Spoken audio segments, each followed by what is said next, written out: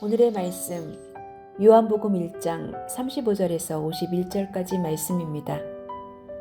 다음날 요한이 다시 자기 제자 두 사람과 같이 서 있다가 예수께서 지나가시는 것을 보고서 보아라 하나님의 어린 양이다 하고 말하였다.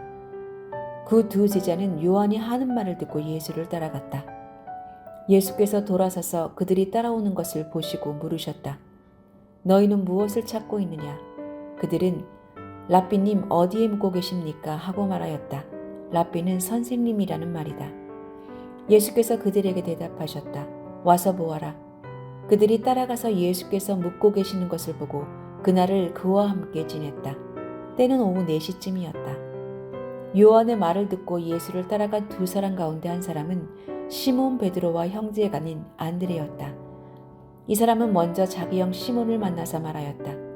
우리가 메시아를 만났소. 메시아는 그리스도라는 말이다. 그런 다음에 시몬을 예수께로 데리고 왔다. 예수께서 그를 보시고 말씀하셨다. 너는 요한의 아들 시몬이로구나. 앞으로는 너를 게바라고 부르겠다. 게바는 베드로 곧 바위라는 말이다. 다음날 예수께서 갈릴리로 떠나려고 하셨다. 그때 빌립을 만나서 말씀하셨다. 나를 따라오너라.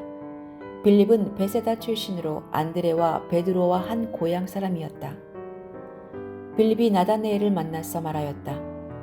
모세가 율법책을 기록하였고 또 예언자들이 기록한 그분을 우리가 만났습니다. 그분은 나사렛 출신으로 요셉의 아들 예수입니다. 나다나엘이 그에게 말하였다. 나사렛에서 무슨 선한 것이 나올 수 있겠소? 빌립이 그에게 말하였다. 와서 보시오. 예수께서 나다나엘이 자기에게 오는 것을 보시고 그를 두고 말씀하셨다. 보아라. 저 사람이야말로 참으로 이스라엘 사람이다. 그에게는 거짓이 없다. 나다나엘이 예수께 물었다. 어떻게 나를 아십니까? 예수께서 대답하셨다. 빌립이 너를 부르기 전에 내가 무화과 나무 아래에 있는 것을 내가 보았다. 나다나엘이 말하였다.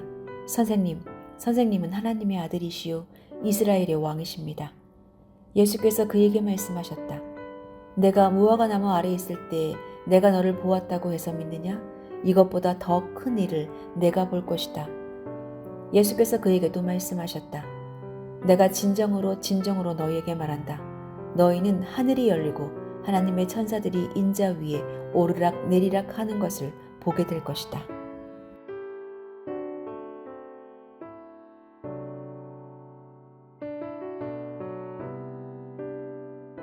첫인상이 중요하다는 것은 모든 면접 관계자들과 심리학자들의 공통된 고백입니다.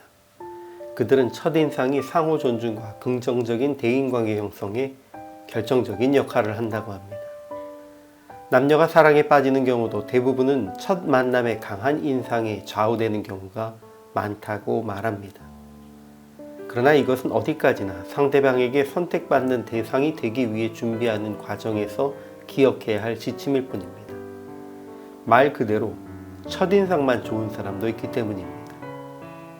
그런데 오늘 본문에는 예수님을 처음 만난 사람들이 그 첫인상만으로 예수님을 어떤 분으로 받아들였는지가 기록되어 있습니다.